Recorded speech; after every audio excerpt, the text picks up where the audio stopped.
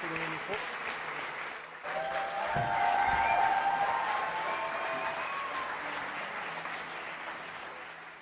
J'aimerais commencer ce toast en vous posant une question simple. C'est quoi pour vous un bon délire? Ou non, mieux, qu'est-ce qu'il faut pour faire un bon délire? Bon, il faut un bon groupe de potes, il faut un moment où on se fait vraiment chier, et il faut beaucoup d'alcool. Moi, j'avais ma bande de gars sûrs, on était en prépa, sauf que nous, on n'a pas bu une seule goutte d'alcool quand on a décidé de construire un dracard. En réalité, ce qui nous a motivé à construire un dracard, c'est avant tout un projet entre potes, avec un défi technique et historique. Construire un bateau que des mecs ont utilisé il y a 1000 ans pour découvrir l'Amérique 500 ans avant Christophe Colomb. Bon, aussi, j'avoue, parce que c'est stylé. Mais du coup, comment construire un dracard? Vous, comment vous auriez fait? Vous serez allé chez Castorama, acheter des planches, ce genre de choses. Nous, non. On est allé en forêt abattre les chênes à la hache. Et on les a tirés sur des petits rondins comme des Égyptiens. Mais il reste encore le problème du financement. Là, on se rend compte que c'est un gros projet, qu'il va nous falloir un atelier, des outils, du vernis. Du coup, on monte un dossier en béton pour notre principal financier, les parents. C'est bien connu, tous les projets stylés démarrent dans le garage des parents, et le nôtre, il n'y a pas à y échapper. Alors on a transformé ce garage en atelier. On l'a rempli d'outils, de haches, de scies, de clous et de marteaux et de bois en tout genre. On a transformé le sol en terre battue en plancher, on a installé des prises électriques, on a tout fait pour accueillir l'heureux événement, la construction de dracard pour de vrai. Et là c'est parti, on pose les premières planches, et puis on s'arrête parce qu'en fait c'est la pénurie. Ce que j'ai pas dit c'est qu'on est tellement rentré dans le délire du viking qu'on a littéralement pillé la forêt. Et bien évidemment on s'est fait choper par le propriétaire, qui ne trouve pas ça marrant qu'on coupe des chênes pour fabriquer un dracard. Du coup plus de bois, plus de construction, plus de dracard, plus de valhalla.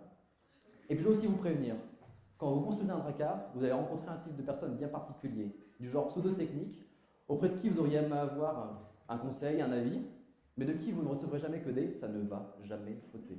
Et à force, le doute s'installe. Et en cas de doute, il y a un seul chose à faire, aller voir plus fou que soi. Et c'est ce qu'on a fait, c'est pour ça qu'on est parti au Danemark en 2013. Là-bas, on a rencontré des tarés, des mecs qui se lèvent tous les matins à 7 h pour fendre des troncs de chêne à la hache, pour faire des planches copeau après copeau. Alors quand on les interpelle, on leur dit que nous aussi, 5 jeunes Toulousains, on fabrique un dracard dans le garage, vous imaginez leur tête. Ils sont juste trop contents d'apprendre que des mecs en France, des jeunes, essayent de les imiter.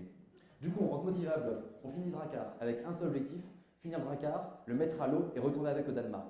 Oui, parce que ce que je vous ai pas dit, c'est qu'on a promis à nos idoles qu'on reviendrait les voir avec notre bateau. Mais il reste encore une question à trancher. Va-t-il flotter? Alors on réserve une semaine de tests en bassin de Carène pour tester l'hydrodynamisme, la flottabilité, toutes ce genre de choses. Bon, vous l'avez compris, les essais sont réglés en 10 minutes dans la piscine de Benjamin. Et du coup, il nous reste un peu de temps pour préparer la mise à l'eau. Parce que depuis le début, nous, ce qu'on rêve, c'est de porter une armure, de foncer tête baissée dans la mêlée, d'attaquer des cavaliers, de tirer des flèches en peu, bref, de faire une putain de mise à l'eau. Et c'est ce qu'on a fait devant 800 spectateurs avec 30 figurants dont 2 cavaliers. Nous avons mis à l'eau notre dracard au lac de Saint-Ferréol. Au programme, reconstitution d'un raid viking sur un monastère anglais, retransmis en live sur Facebook avec 5 caméras et un drone. Et à ce moment-là, on vient d'atteindre notre premier objectif, mettre à l'eau notre bateau. Mais il faut encore le ramener au Danemark. Alors on ressort les cartes, les itinéraires. Descendre la Garonne jusqu'à Bordeaux, longer les côtes françaises, arriver jusqu'au Danemark et en Norvège. Bref, en tout et pour tout, on en aura pour 80 jours. Mais au moment de partir, on se rend compte que la météo est un peu mauvaise. Finalement, on partira en voiture, beaucoup plus sûr. Bien évidemment, sur la route, on ne passe pas inaperçu et on croise de nombreuses personnes, dont beaucoup d'enfants, qui nous regardent avec des yeux écarquillés lorsqu'ils nous voient passer. Ils nous applaudissent et ils nous supplient de les prendre comme équipage. Finalement, le trajet se déroule sans encombre et on arrive au Danemark.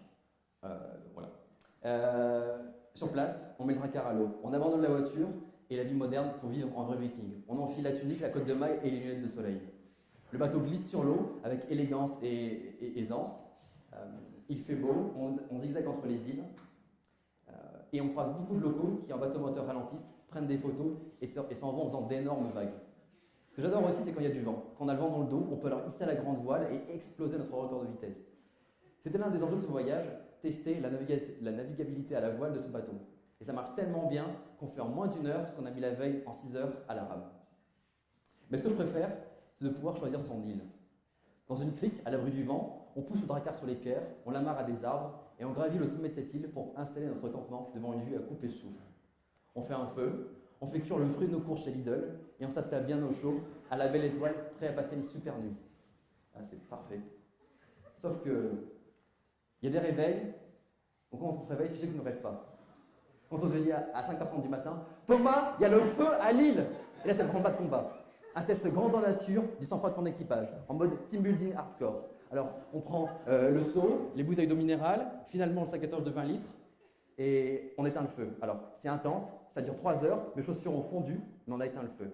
Finalement, on arrive à Roskilde. Et là, on retrouve l'équipe de 2013, et c'est une sacrée surprise pour eux aussi. Ils ne s'attendaient pas à ce qu'on vienne avec notre dracard. Et là, on passe littéralement la meilleure après-midi de toutes les vacances. Ils inspectent, contrôlent, complimentent et finissent par nous dire que les mecs, vous êtes vraiment des tarés. Et sans le savoir, ils viennent simplement nous adouber. Alors, on aura mis 2388 jours pour réaliser notre rêve et je vous promets, le prochain sera plus rapide. Mais ce que je veux vous dire, c'est que quand vous faites quelque chose, ça vaut vraiment le coup d'aller à fond, même si ça paraît impossible, surtout si ça paraît impossible. Parce qu'en commençant en prépa, jamais on n'aurait pensé qu'on finirait par créer une start-up de mobilier design et qu'on en livrerait aux États-Unis 500 ans après Christophe Colomb. Merci. Bon, bah, il est sorti celui-là.